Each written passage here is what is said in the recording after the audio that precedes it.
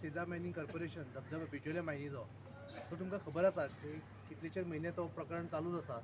आयज एक joint representation claim demand करपा खातीर आमी PF कमिशनराक मेळ्ळे, रिजनल PF कमिशनर. एम्प्लॉयीचें रिप्रेझेंटेशन आसलेलें आनी आमी हांव गेलो तेंच्या मदीं. सो विशय असो आसा की 24 नोव्हेंबर 2023 मॅनेजमेंटान EPFO कळयला विड्रॉवलाक. आतां तांकां रिट्रेंच केला केन्ना? In the month of June. 23 जुनाक रिट्रेंच केला. 23 जुनाक रातचे 10 म्हणल्यार तांच्या अकाउंटार पयशे येयल्या आनी 5 म्हयन्या नंतर मॅनेजमेंटान EPFO कळयला की तांकां विड्रॉवलाक परमिशन दी म्हणून. सो मॅनेजमेंटाक जर तांकां खरेंच काडपाचें आसलें जाल्यार 23 जुनाकूच 24 जुनाक तेंच्यांनी लेटर करूंक जाय आसलें. सो तेंच्यांनी लेट रिप्रेझेंटेशन दिल्या कारणान तेंचे जे एसेट आसा EPFO हो ट्रस्ट आसा सेजा गोवाचो, त्या ट्रस्टाचो जो इन्वेस्टमेंट आसा तो सेल करपा खातीर आतां permission from Hubli to Delhi वयतलें. सो ऑलरेडी EPFOन आपले प्रोसेस स्टार्ट केला. ते म्हणटा आज EPFO स्टाफांनी सांगलें की हितून आमची कांयच मिस्टेक ना, कारण मॅनेजमेंटान 5 म्हयने घेतले आमकां हें कळोवपाक.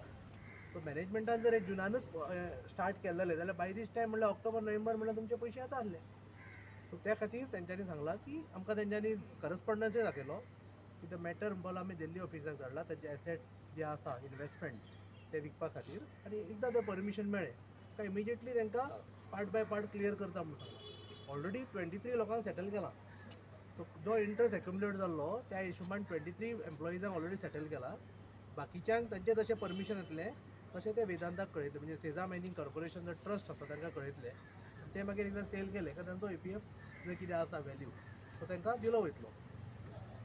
PF कमिशनरान आनी एक एश्युरन्स दिला की जो इंट्रस्ट एक्युमुलेट जातलो तो एक्युमुलेट आमी रिकवर करूनच तांकां जो जस्टीस केस दितलो. अशें न्ही की तांकां ह्या वर्साचो इंट्रस्ट मेळचो ना अशें कांय ना. डिले सुद्दां जालो जाल्यार इंट्रस्ट तांचो एक्युमुलेट जातलो आनी फाल्यां जर तांचो एसेट जर तितलो रेवेन्यू करिना, तेंच्यांनी जो इन्वेस्टमेंट केला तो रेट ऑफ इन्वेस्टमेंट जर दिना जाल्यार तो रेट ऑफ इन्वेस्टमेंट डिफरन्स जो आसतलो पळय तो मॅनेजमेंटा कडल्यान रिकवर केलो वयतलो आनी एम्प्लॉइजांक तांचो पयशे along with the interest within short course of time मेळटलो अशें तेंच्यांनी आमकां अश्युरन्स दिला.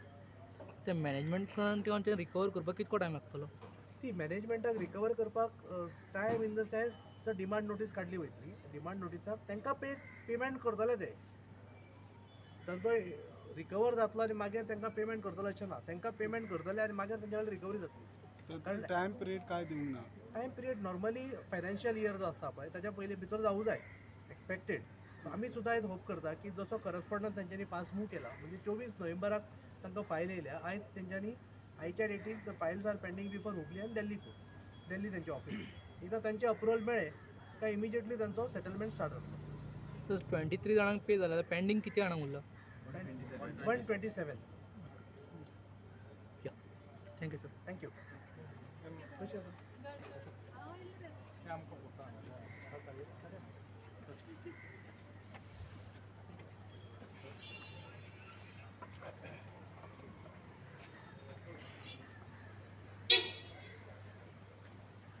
हांगा या मस्त हांगे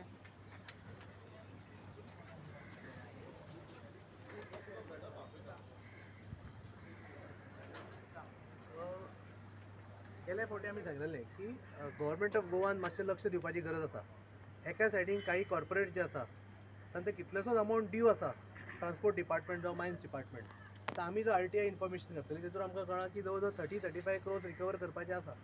सो गव्हर्मेंटे रिकवरी करना आनी एका सायडीक मॅनेजमेंटाक प्रेशराचूय करना की हांकां जस्टीस दी म्हणून. सो खंय ना खंय न्ही गव्हर्मेंट आनी मॅनेजमेंट हांचो they are hand in gloves अशें कशें दिसता हितून. ना जाल्यार तेंच्यांनी हांकां जस्टीस दिवपा खातीर कितें तरी स्टेप्स मूव करूंक जाय. नाल्यार तो अमावंट रिकवर करात. जे म्हणटा की ते ड्यू आसा सम अदर ग्रावंड तो अमावंट रिकवर करूंक जाय. तोय केलो वचना आनी हांकांय जस्टीस दिलो वचना. सो शेवटी आमच्या गोंयकारांनी वयचें खंय हो सुद्दां एक व्हडलो प्रश्नचिन्ह आसा. ना रेवेन्यू डिपार्टमेंटान आतां स्टेप्स इनिशिएट करपाक जाय रिकवरी. आमचो honourable labour minister revenue minister एकूच आसा. ताणें हितून आतां लक्ष घालपाची गरज आसा. तुमी रेवेन्यू डिपार्टमेंटाक लेटर पावयतले? आमी आतां करस्पॉन्डन्स करतले.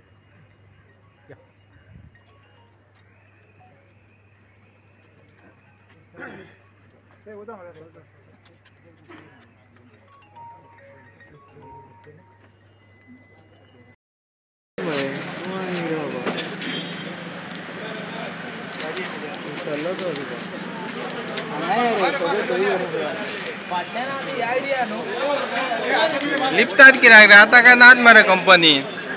लिपता कित्याक देवपाची गरजच ना न्हू आतां तुमकां